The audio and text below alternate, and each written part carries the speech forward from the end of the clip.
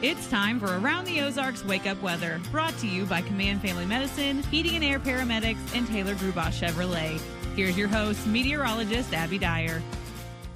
Good morning, everybody. Welcome to your Wednesday in the Ozarks. Well, the cold front that we were waiting on, it's through, and now we are going to be dealing with cooler temperatures as we head into the rest of the work week forecast. Thankfully, a lot of that heat and humidity is going to be out of the air. It'll still be a warm day, but the north winds kick in already, and we're going to see those north winds bring us cooler temperatures for the remainder of the work week forecast. Another cold front on the way for the weekend, which will bring us an additional cool down. So good news all around here on this Wednesday.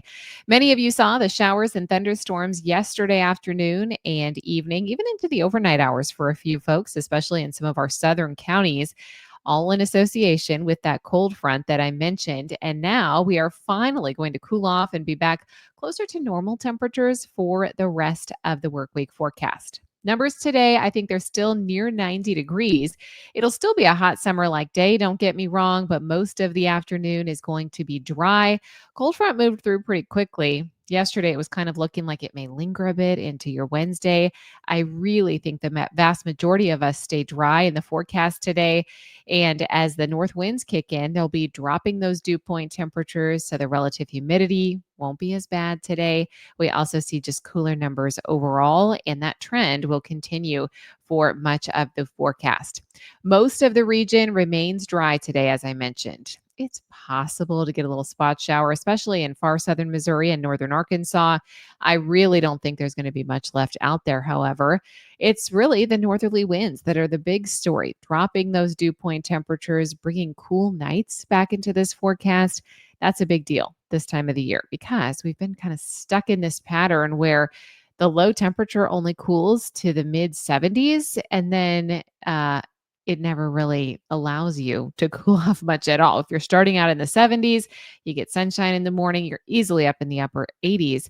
Well, now with lows falling back into the 60s, we're going to be able to cool things down a bit more for the evenings, the mornings, and it'll take a little bit longer to heat those cool temperatures back up in the afternoon hours.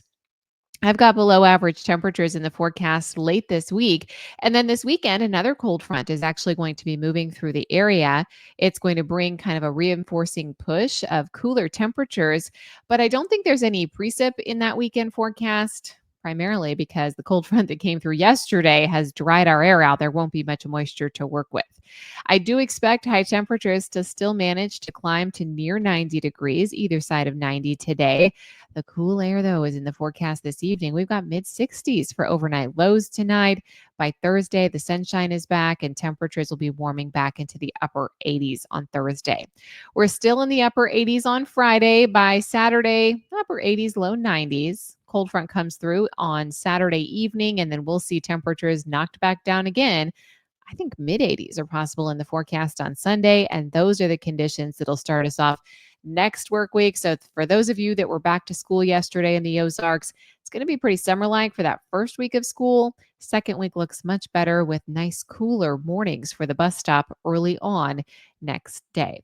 As we look at the headlines around the country, it's all eyes on Tropical Storm Erin. Conditions are going to bring stormy conditions as well as coastal flooding that's possible for the North Carolina Outer Banks.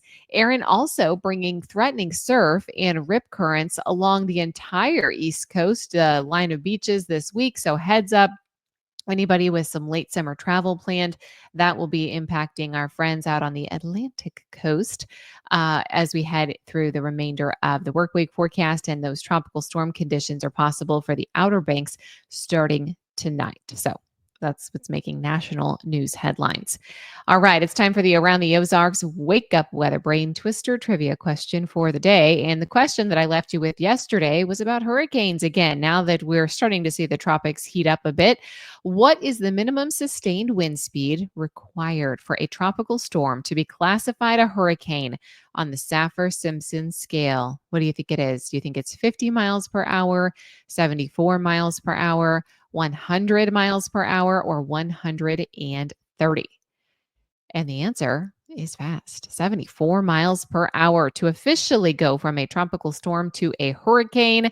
Of course, that's not what we want to see. We want to see the winds less than that to reduce damage to lives and property. But if B, 74 miles per hour, was your guess, you are correct. Here's the trivia question for tomorrow. Which part of a hurricane typically produces the most destructive winds and the heaviest rainfall?